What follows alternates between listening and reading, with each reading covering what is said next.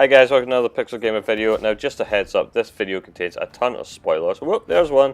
So if you haven't played Batman the Telltale game series, I strongly suggest you go and you play it and then come back and watch this video and do all the goodness like liking and subscribing. So here we go, let's get into it. Here's my thoughts on Batman the Telltale game series, which was pretty damn awesome. I'm a massive Batman fan, by far my favourite superhero character, just because they've got nothing. Well, they've got loads of stuff that's weird and wonderful and powerful about them. But for me, this was a great take on a well-known story that's been done so many times by so many different authors. But this wasn't an origin story from Telltale. It was a story that looked at actually, what do we know about Batman? What's common knowledge? And how can we flip that on its head?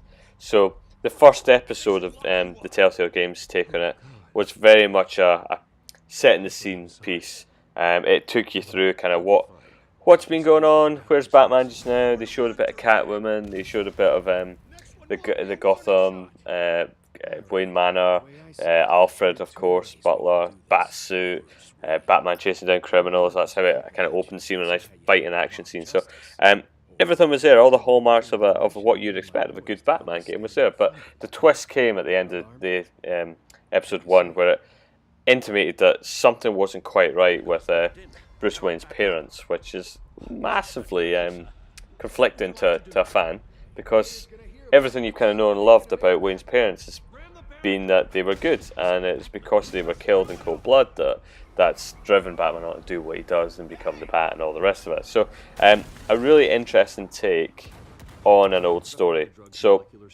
really enjoyed that, and it's one of these things where you think, yeah, okay, this is a twist at the end of episode 1, they'll come back in episode 2 and they'll not do much with it, and it'll be kind of boring and they'll play it out just normally.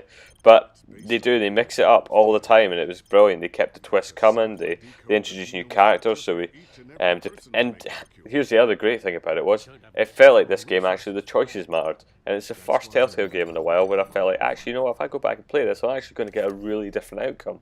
So there's a scene, I think it's the end of episode 2, episode 3, must be end of episode 2, where you had a choice. You had to save Selina, Catwoman, or you had to save Harvey Dent, later may become Two-Face.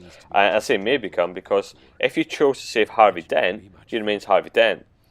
Selina, Catwoman, knows what she's getting into. She could escape, get out of it. However, if you do what I did, so my playthrough, I saved Selina, thinking about the hole and all, so went and saved her, then Two-Face got a lamp smashed over his head by Cogglepot, who of course is Penguin, who in Telltale's taken it was a mate of Bruce's. So again, another twist, another change, and it meant that Two-Face became a character for the remaining episodes, whereas if you play it differently, he wasn't. He's Harvey Dent. So it does totally change your gameplay, and I think that's a brilliant thing. Now, this game also included tons of puzzles in it. Some of them felt a little bit just kind of thrown in, needless, but really good. I think the other thing you need to shout out about this Telltale series, now, with the exception of episode 5, was that the performance is much improved. The graphics looked really nice, really slick. But episode 5, as I mentioned there, was a holocaust of a disaster. I don't know if they just got it out too quick, too fast, but they still have engine problems with frame rates, load times, etc. I played in the PlayStation 4, and it was just shocking, the last episode, and that was the PS4 Pro as well, so there's definitely something wrong with their engine. They're making a fortune out of these games. They just now need to invest in getting it right. So, and of course the story finished on the introduction of Joker, so it looks very much like we're setting up for season 2, which is looking really good. So guys, I don't want to kind of go into too much there. I want to give my impressions of it. I think it's excellent. I think you should go play it. I'd love to hear by your comments below how you guys played out some of those choices.